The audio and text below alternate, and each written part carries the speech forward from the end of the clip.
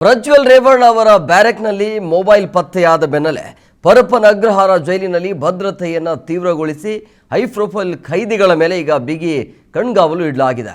ಕಾರಾಗೃಹ ಇಲಾಖೆಯ ಡಿಜಿಪಿ ಆಗಿರುವಂತಹ ಅಲೋಕ್ ಕುಮಾರ್ ಅವರು ಜೈಲಿಗೆ ಭೇಟಿ ನೀಡಿ ಪರಿಶೀಲನೆ ನಡೆಸಿದ ಬೆನ್ನಲ್ಲೇ ಜೈಲಾಧಿಕಾರಿಗಳು ಈಗ ಹೈ ಪ್ರೊಫೈಲ್ ಖೈದಿಗಳ ವಿರುದ್ಧ ಕಟ್ಟುನಿಟ್ಟಿನ ಕ್ರಮವನ್ನು ಕೈಗೊಂಡಿದ್ದಾರೆ. ಜೈಲಿನ ಭದ್ರತಾ ಹಿತದೃಷ್ಟಿಯಿಂದ ಪವಿತ್ರ ಗೌಡ ಅವರ ಬ್ಯಾರಕನ್ನು ಅಧಿಕಾರಿಗಳು ಈಗ ಬದಲಾಯಿಸಿದ್ದಾರೆ. ಎಷ್ಟು ದಿನ ಕೇವಲ 2 ಖೈದಿಗಳಿದ್ದ ಬ್ಯಾರಕ್ನಲ್ಲಿದ್ದ ಪವಿತ್ರ ಗೌಡ ಅವರನ್ನು ಈಗ ಬೇರೆ ಕಡೆಗೆ ಸ್ಥಳಾಂತರಿಸಲಾಗಿದೆ. ಬರೋಬ್ಬರಿ 16 ಖೈದಿಗಳಿರುವ ಬ್ಯಾರಕ್ಗೆ ಶಿಫ್ಟ್ ಮಾಡಲಾಗಿದೆ. ಇನ್ನು ರೇಣುಕಾಸ್ವಾಮಿ ಕೊಲೆ ಪ್ರಕರಣದ ಆರೋಪಿ ಆಗಿರುವಂತಹ ನಟ ದರ್ಶನ್ ಅವರ ಬ್ಯಾರಕ್ ಬಳಿ ಹೆಚ್ಚಿನ ಸಿಬ್ಬಂದಿಯನ್ನು ನಿಯೋಜನೆ ಮಾಡಲಾಗಿದೆ. ದರ್ಶನ್ ಅವರ ಪ್ರತಿಯೊಂದು ಚಟುವಟಿಕೆಯ ಮೇಲೆ ಕಣ್ಣಿಡಲು ಈಗ CCTV ಕ್ಯಾಮೆರಾಗಳನ್ನು ಅಳವಡಿಸಲಾಗಿದೆ.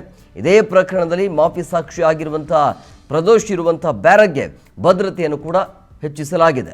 ಸುರಕ್ಷತೆಯ ದೃಷ್ಟಿಯಿಂದ ಪ್ರದೋಷನನ್ನು ಈಗಾಗಲೇ ಬೇರೆ ಕಡೆಗೆ ಸ್ಥಳಾಂತರಿಸಲಾಗಿದ್ದು, ಇನ್ನು ಮೊಬೈಲ್ ಪತ್ತೆಯಾದ ಬೆನ್ನಲ್ಲೇ ಪ್ರಜ್ವಲ್ ರೇವಣ್ಣ ಅವರನ್ನು ಈಗಾಗಲೇ 22 ಜನರಿದ್ದ ಬ್ಯಾರಕ್ಗೆ ಶಿಫ್ಟ್ ಮಾಡಲಾಗಿದೆ. ಇದೀಗ ಅವರ ಮೇಲಿನ ಕಣ್ಗಾವಲನ್ನು ಅಧಿಕಾರಿಗಳು ಮತ್ತಷ್ಟು ಬಿಗಿಗೊಳಿಸಿದ್ದಾರೆ. ಈ ಪ್ರಜ್ವಲ್ನಿಂದಾಗಿ ಪವಿತ್ರ ದರ್ಶನ್ಗೆ ಸಂಕಷ್ಟ ಈಗ.